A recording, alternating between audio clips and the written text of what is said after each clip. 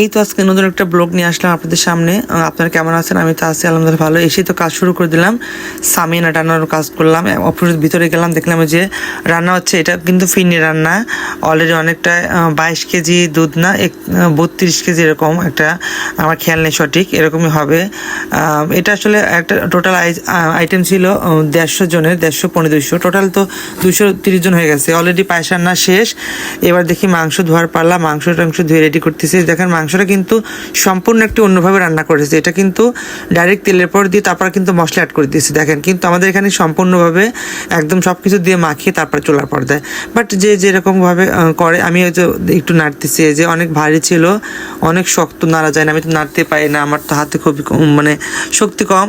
তে ইনশাল্লাহ এই যে দেখেন তবুও কাজ করতেছি। তো অবশেষে মাংসটা প্রায় হয় না, এখন আছে চুলার পর। এদিকে চুলায় দিয়েছে আপারা, তারপরে সঙ্গে যে মাছ কাটতেছে, লওলা মাছ, এগুলো ডালের মধ্যে দিবে।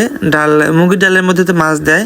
দেখেন এই যে মাঝখানে কিন্তু এই যে এখন আদা বাটা দিচ্ছে, মাংস হওয়ার অর্ধেক একটু আগে আদা বাটা দিচ্ছে। তারপর একটা মশলা আছে, ওটা পরে হয়তো দিবে।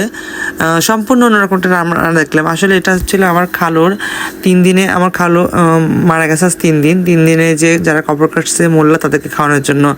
সবাই দোয়া করবেন আমার খালুর জন্য। তারপরে দেখেন এই যে এখানে ছিল মাংসের মশলা এবং বাটিতে ছিল ইসের গোড়া, আপনি জিরা ফাঁকি ছিল, দুটো মিলে মিক্সার করে ওটা মাংসের মধ্যে দেবে। আলাদা একটা টেস্ট যখন দিল না, ওটা দেওয়ার পর একটু যখন ঢাকনাটা করলো না, এত সুন্দর ফ্লেভার বেরোলো না, যা বলার মতো না, অনেক সুন্দর একটা ফ্লেভার বেরোচ্ছে। তো এইদিকে দেখেন ছোলাটা বাগার দিচ্ছে, কড়াইতে বাগার দিচ্ছে। এত বড় পাতিলে তো বাগার দেওয়া যাবে না, কড়াইতে বাগার দিয়ে ওটা ঢেলে দিচ্ছে। এদিকে মাছ যেখানে ধুয়ে রেখেছে, এই যে দেখেন ডালটা সম্পূর্ণ অন্য ভিন্নভাবে রান্না করছে।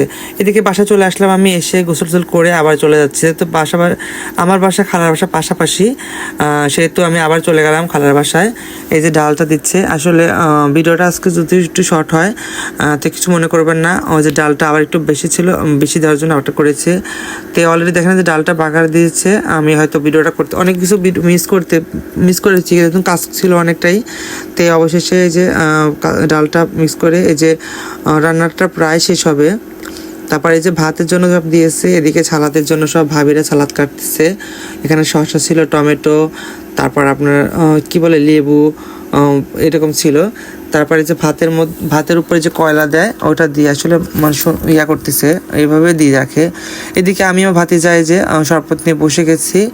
এখানে 5 কেজি চিনি, তারপরে আপনার 2 কেজি কি বলেন না কি, আরসি না কি বলে, হ্যাঁ প্যাকেটে যেগুলো পাওয়া যায় গোড়া, তারপরে ওটা দিয়ে আর রবজা দিয়ে মিক্স করে দিয়েছে। আসলে অনেকে রবজা খেতে পারে না, এই জন্য অনেকটা ফ্লেভার হয়েছিল, কিন্তু অনেকটা সুন্দর ছিল। আমি খেয়েছিলাম, ভালো লাগলো খেতে। তো এই দেখেন এই যে প্রায় অনেকটাই প্লেট সব রেডি, প্রায় 170 জনের জন্য প্লেট, 70-80 জনের প্লেট হয়ে গেছে। সবাই দাঁড়িয়ে আছে, তাড়াতাড়ি করতেছে, যে লোকজন চলে আসছে প্রায়। অলরেডি মিলাদের জন্য সব বসে গেছে, মিলাদ শুরু হয়ে গেছে। তো আজকে পরে আর ভিডিও করতে পারিনি, যদিও একটু শর্ট হয়েছে। এই জন্য সবাই ভালো থাকবেন, সুস্থ থাকবেন আর পাশে থাকবেন। আল্লাহ হাফেজ, সে পর্যন্ত।